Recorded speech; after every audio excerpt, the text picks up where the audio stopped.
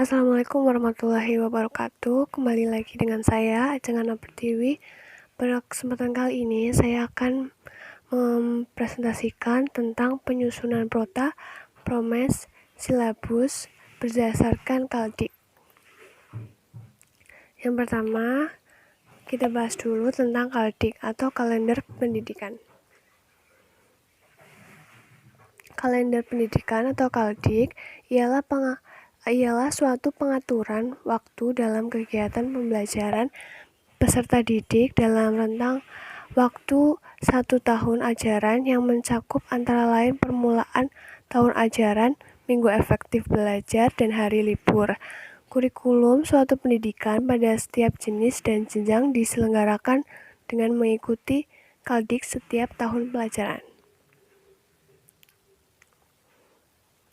Fungsi kalender pendidikan atau Kaldik adalah mendorong efektivitas dan efisiensi proses pembelajaran di sekolah atau madrasah, menyerasikan ketentuan mengenai hari efektif dan hari libur sekolah atau madrasah, pedoman dalam menyusun program kegiatan pembelajaran di sekolah, pedoman bagi guru untuk menyusun program tahunan atau prota, promes, serta membuat silabus, rencana pelaksanaan pembelajaran atau RPP, dan satuan acara pembelajaran.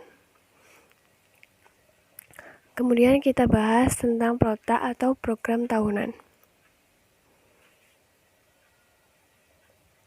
Program tahunan atau prota adalah rencana penetapan alokasi waktu 1 tahun untuk mencapai tujuan atau SK dan KD yang telah ditetapkan. Penetapan alokasi waktu diperlukan agar seluruh kompetensi dasar yang ada dalam kurikulum seluruhnya dapat dicapai oleh siswa. Program tahunan perlu dipersiapkan dan dikembangkan oleh guru sebelum tahun pelajaran karena merupakan pedoman bagi pengembangan program-program berikutnya, yakni program semester, silabus, dan RPP.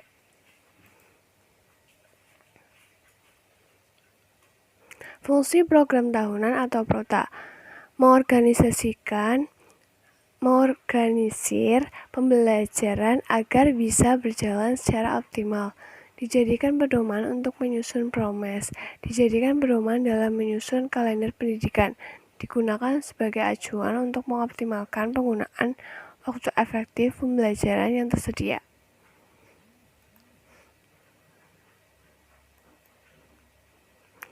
Komponen program tahunan atau prota. Yang pertama, identifikasi satuan pendidikan, mata pelajaran, dan tahun pelajaran. Yang kedua, kompetensi inti. Yang ketiga, kompetensi dasar. Yang keempat, alokasi waktu. Dan yang kelima, keterangan. Contoh program tahunan sebagai berikut.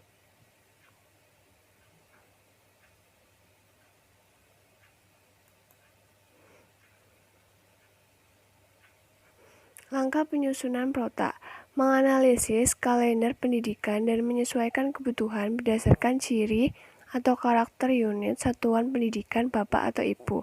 Memberikan tanda untuk hari libur, permulaan tahun ajaran baru, pekan atau minggu efektif untuk belajar, dan jam efektif belajar setiap minggu. Memperhatikan minggu efektif guna menyusun alokasi waktu di setiap kompetensi dasar.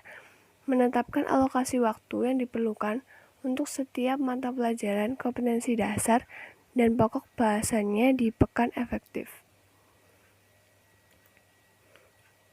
Selanjutnya kita bahas tentang promes atau program semester.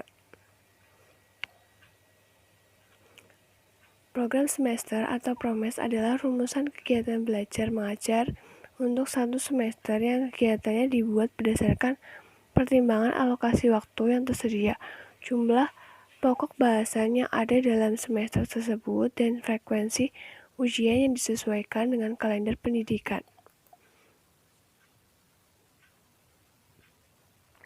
Fungsi program semester atau promes bisa mempermudah tugas Bapak atau Ibu saat mengadakan pembelajaran selama 1 semester, mampu mengarahkan kegiatan untuk mencapai tujuan pembelajaran yang telah diprogram, menjadi pola dasar untuk mengatur tugas dan wewenang setiap pihak yang ikut serta dalam pembelajaran, menjadi pedoman guru dan dalam bekerja dan belajar, menjadi tolak ukur efektivitas pada proses pembelajaran, menjadi bahan untuk menyusun data sehingga terbentuk keseimbangan kerja, mampu menghemat waktu, tenaga, biaya, dan alat penunjang karena pembelajaran bisa berlangsung secara efektif dan efisien. Komponen promes, identitas, dan format isian.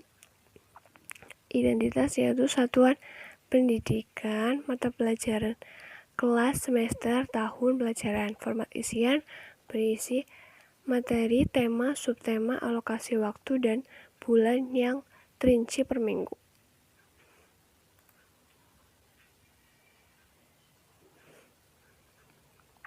Contoh program semester sebagai berikut.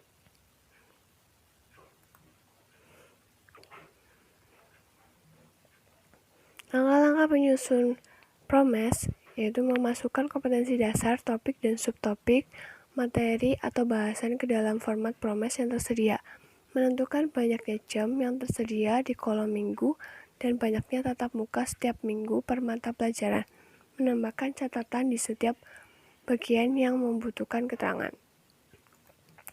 Selanjutnya, silabus. Silabus merupakan seperangkat rencana serta pengaturan pelaksanaan pembelajaran dan penilaian disusun secara sistematis yang membuat komponen-komponen yang saling berkaitan untuk mencapai penguasaan kompetensi dasar. Fungsi silabus. Silabus dapat dijadikan pedoman dalam penyusunan buku siswa. Buku siswa memuat tentang materi pelajaran, aktivitas peserta didik, dan evaluasi pembelajaran.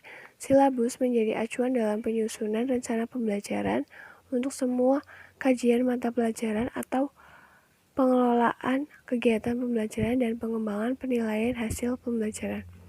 Hasil pengembangan silabus dalam bentuk perangkat pembelajaran berfungsi sebagai alat untuk aktualisasi kurikulum secara operasional pada tingkat satuan pendidikan sehingga memudahkan guru melakukan pembelajaran.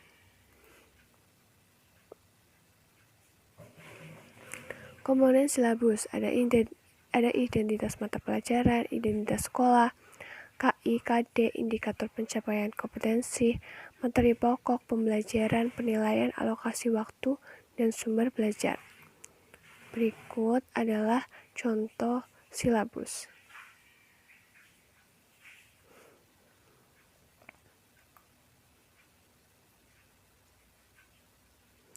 Langkah penyusunan silabus: mengisi kolom identitas mata pelajaran, mengkaji SK dan KD, mengidentifikasi materi pokok atau pembelajaran, mengembangkan kegiatan pembelajaran, merumuskan indikator pencapaian kompetensi,